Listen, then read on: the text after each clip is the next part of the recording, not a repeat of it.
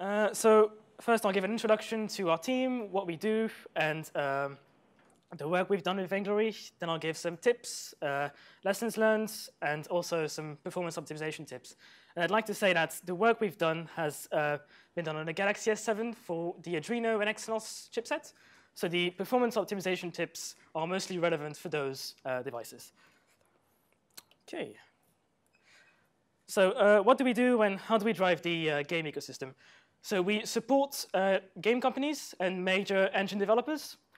We develop cool demos like Protostar that was showcased. And we also ported GLES games to Vulkan. So some of them were Hit, Heroes of Incredible Tales, Vainglory, and also Need for Speed. OK, so those are pictures of our team. We're all friendly. And I'd like to thank Suwon and Junyong for the work they've done in porting Vainglory, as it was a team effort, and also Joe and Alon for the work they've done on this slide. Right, so what is Vainglory? It's a 3 versus 3 MOBA game. It's currently the world's largest mobile eSport. It has about 5 million downloads on the Play Store. It's very fun as well, at least for me. OK, so the picture you see here is probably day 1 or day 5 of our work with Vainglory. So as Tobias was saying, synchronization is a very hard topic to grasp with Vulkan. So most of the artifacts you see here was actually due to synchronization. And the annoying thing with that is it's very hard to track, and they're also very random as well. But we found from our experience that the only way to actually track these and fix it is by using the validation layers. So it's very important that as you start porting your game, or as you start developing your game with Vulkan, you actually use the validation layers on day 1. Cool. All right, so the Nougat version of Android guarantees availability of the Vulkan loader. But we have devices that support Vulkan, such as Marshmallow. And so what we have to do is actually make sure that the Vulkan loader is in that device. So first, we look for it. Then we query the Vulkan functions. And we also query the device-specific functions. So as we do that, we check whether we're using Vulkan revision 11. So from our experience, anything that's under revision 11 was not too stable. So let's put it that way. And also, we do that on the onCreate Android activity callback. And the reason for doing that is to ensure that we're not doing any redundant work.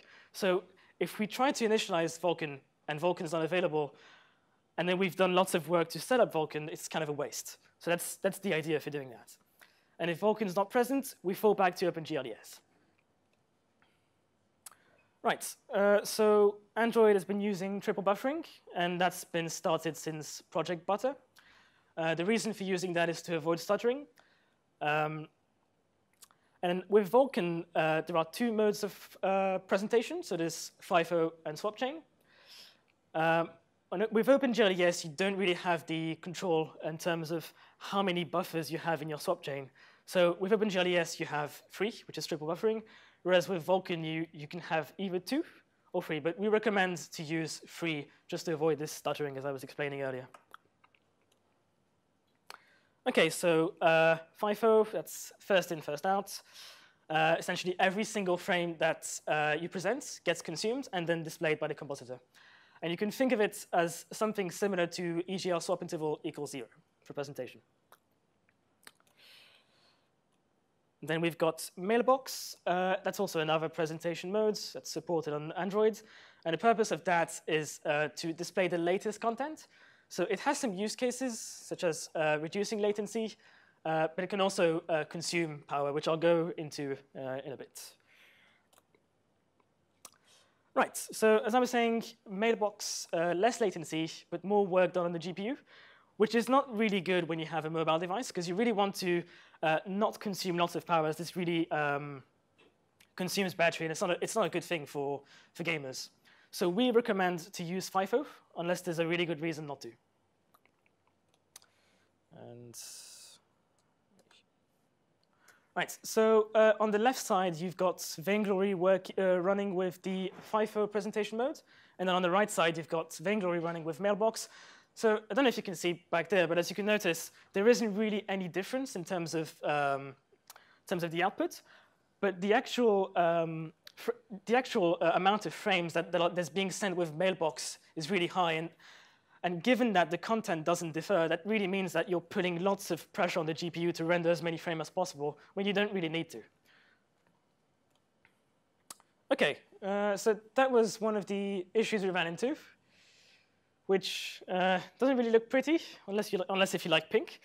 So any guesses what this may be? The title sort of says it's surface format related.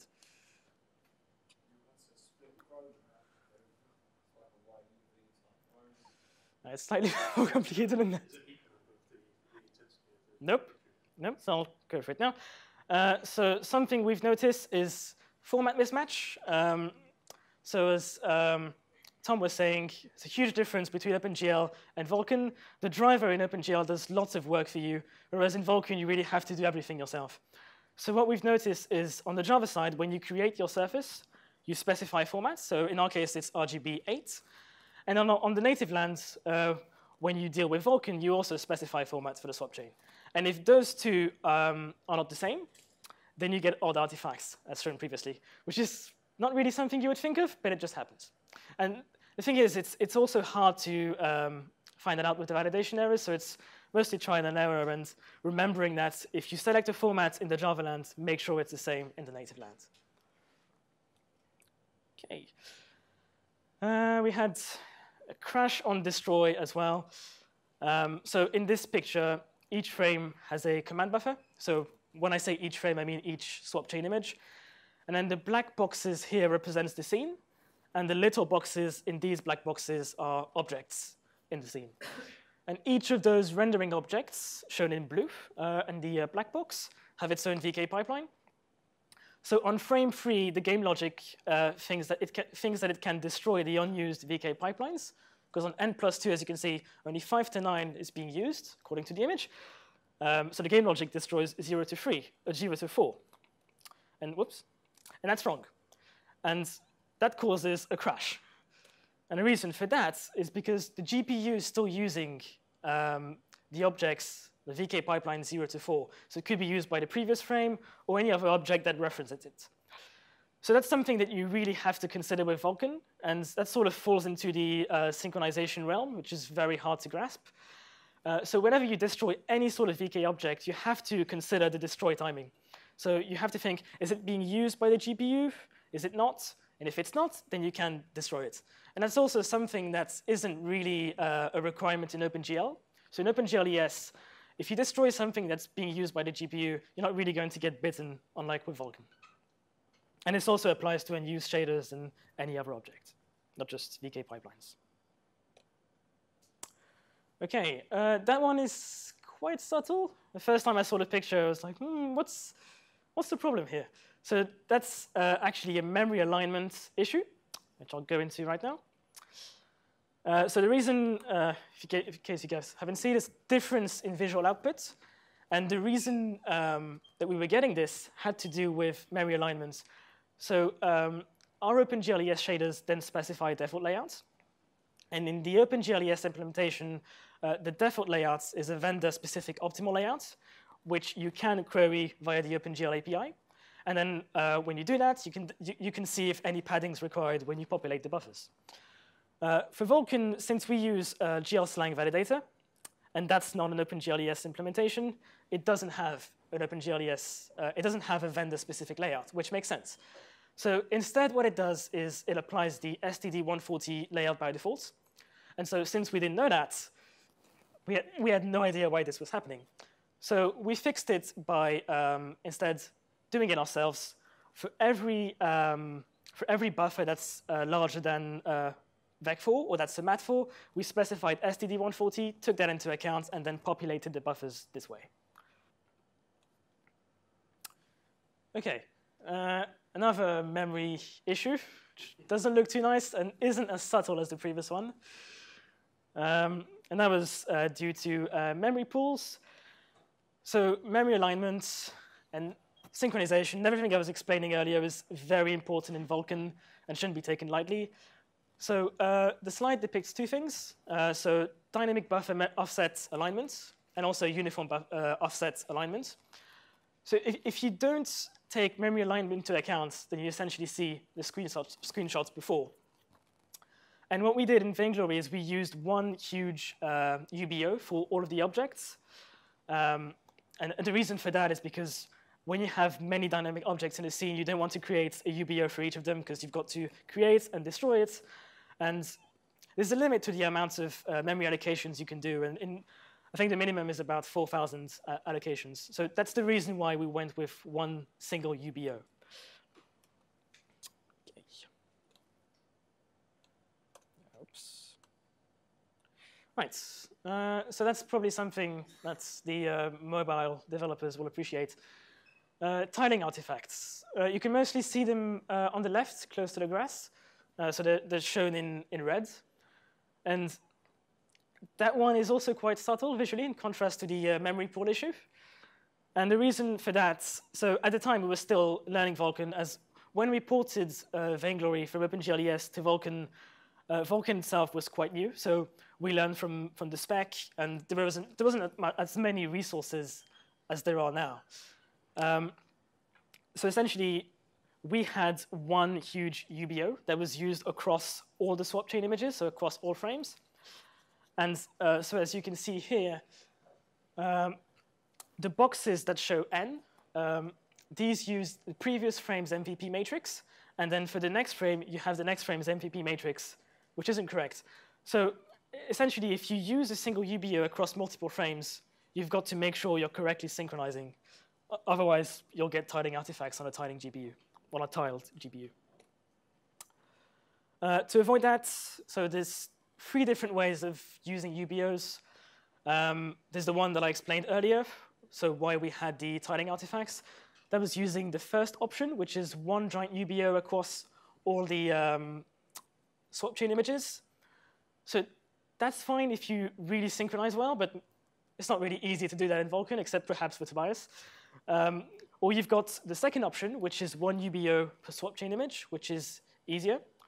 And then you've also got the last option, which is a giant UBO with dynamic offsets. So it really depends on your use case and also on the vendor recommendations. So if you're not sure, you can always consult an optimization guide and figure out from there and design that early, pretty much. OK.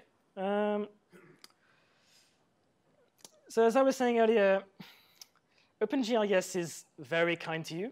So if you have data that's stored as an unsigned int, as in a UVec4, and your shader expects that as a vec4, as in floating points, then as you pass that, the driver actually does a type conversion internally, and then you get a beautiful picture, and that's fine.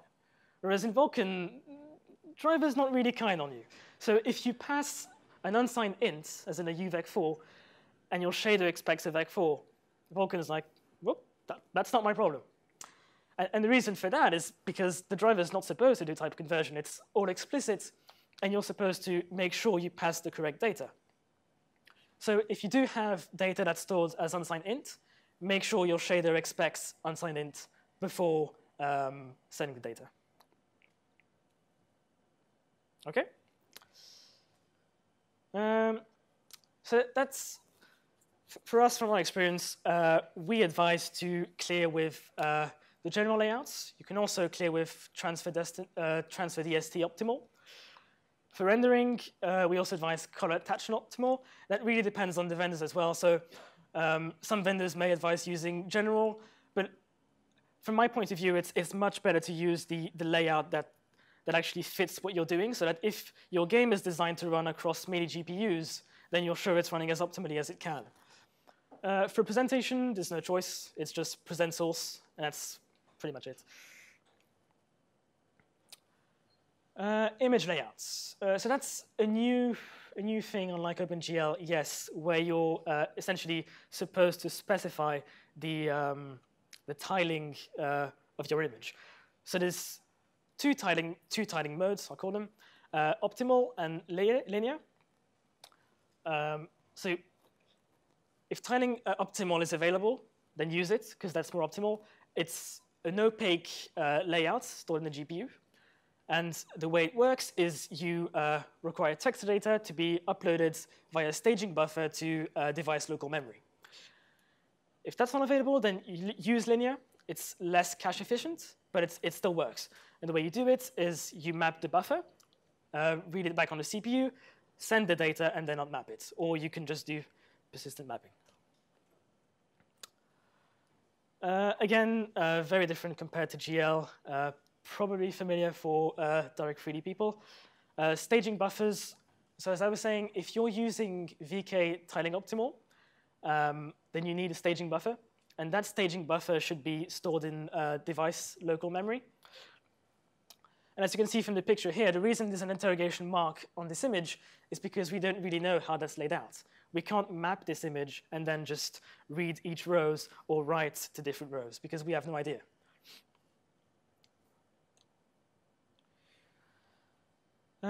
So geometry sorting, so that image is showing DS5. These are hardware counters. So as we were developing Vainglory, we noticed it wasn't running very well, and the reason for that had to do with not sorting geometry.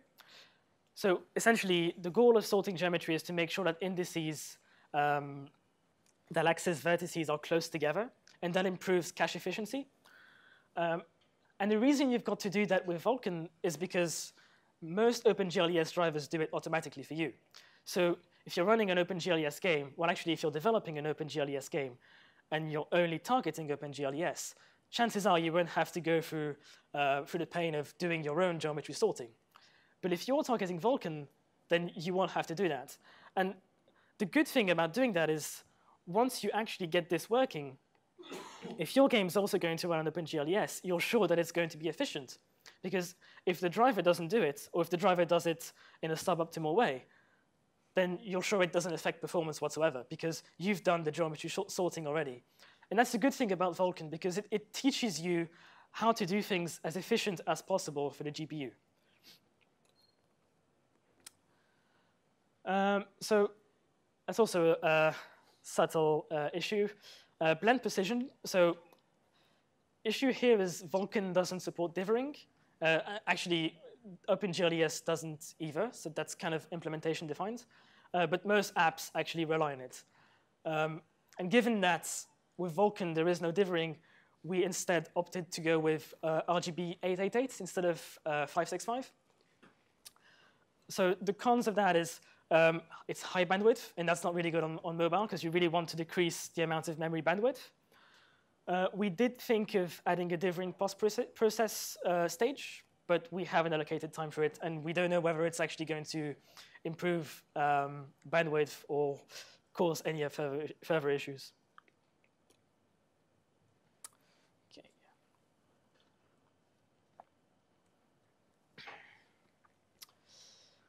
So reduced floating point precision, that's actually really good for mobile devices. So we've seen lots of games that are overheating over the course of 10 minutes or 20 minutes. And in most cases, that's because they're ALU bound. And the reason that most games are ALU bound is because they're using High-P. And that's kind of something you do on desktop. And when your background is in desktop graphics, you tend to be used to using High-P. So you just throw High-P everywhere in the shader, and then you port that on mobile. It's like, hey, you just lost 20% battery in 10 minutes. So it's very important to make sure that you're using the correct precision. If you can use low P and medium P, do that. If you can't, then go with High-P. Obviously, there are use cases for High-P. So I'm not saying just go for low P or medium P for all cases. But if a certain calculation, function, or algorithm, or whatnot requires full precision, then do go with High-P to avoid any sort of artifacts or weird rendering thing. OK, so the two comparators here were Vulkan with ASTC and OpenGL ES 2.0 with ETC1. So as we ported the game to Vulkan with ASTC, we saw a big drop in memory usage and also power usage. Reason for that is because ASTC1 is slightly more limited in contrast to ASTC. With VTC1, you've got a maximum of 3 color channels. So you can store the RGB data, whereas with ASTC, you can actually store the 4 color channels, so you don't have to have a separate texture that stores alpha, because you can just store everything in one single ASTC texture. And that's a really big gain for us, because we really want to reduce the APK size and also the amount of memory that's being transferred around. OK, so overall, Vainglory, at first, it was already well optimized. And it was actually running near 60 frames per second in the OpenGL ES version. So what we've done is we kept that 60 frames per second, but we kept it in such a way that as you play, the overheating doesn't cause thermal throttling, and you still keep this everlasting 60 frames per second. So overall, across the use of the game, we've noticed 5% power usage improvement, which we were very happy with. And then in the most critical scenes, we've noticed a 30% improvement, which is also very good and really shows the benefits of using Vulkan in a mobile game. So even if it's very hard to grasp and it's a pain to actually use and set up, the gains are really huge, as can be seen here. If you look at the picture on the right, the actual frame rate, while it is close to 60, is not as stable as what you see with the Vulkan case. So that's something we're really happy about. OK, so the beta version of Vainglory is currently on the Play Store, advertised as VG Vulkan Beta. It's been released since August 2016, and it is actually one of the first Android Vulkan titles. It's updated monthly, and we've got lots of user feedback and bugs, but most of them have been fixed now, so it should be OK. And we also, like I said earlier, very pleased with the performance improvement and the memory saving we've gained while porting that to Vulkan. OK, so if you want to get in touch, know more about our program, what we do, or any further questions, feel free to reach out to both email addresses or ping me on Twitter. Right. Any questions?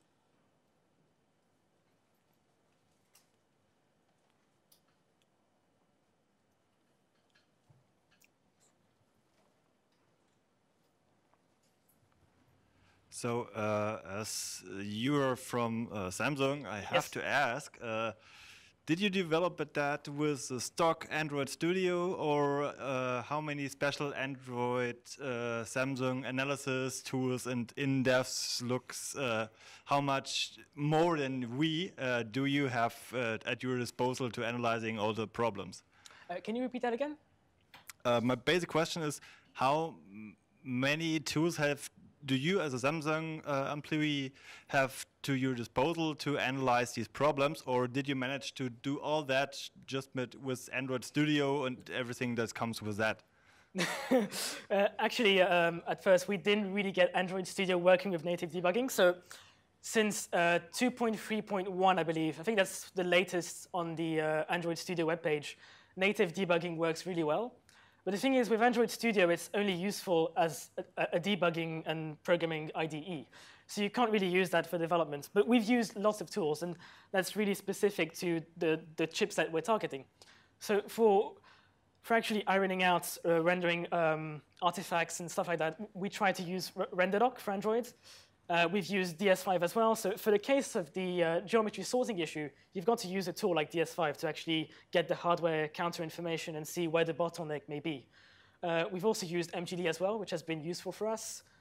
Snapdragon Profiler, so same case as DS5, which gives you counter information. Snapdragon Profiler is sort of its counterpart in the Qualcomm world. But yeah, we essentially try to use as many tools as possible: Android Monitor, GL Tracer, systrace, as many tools as possible to actually iron out the bugs and fix what we can fix, pretty much. So no, it's not just one tool, unfortunately.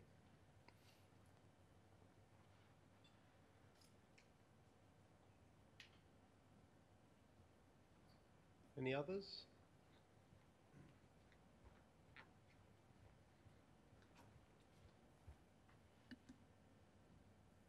And you're free from questions online. Yeah. Okay. Thank you, Fred. Cool. Thank you.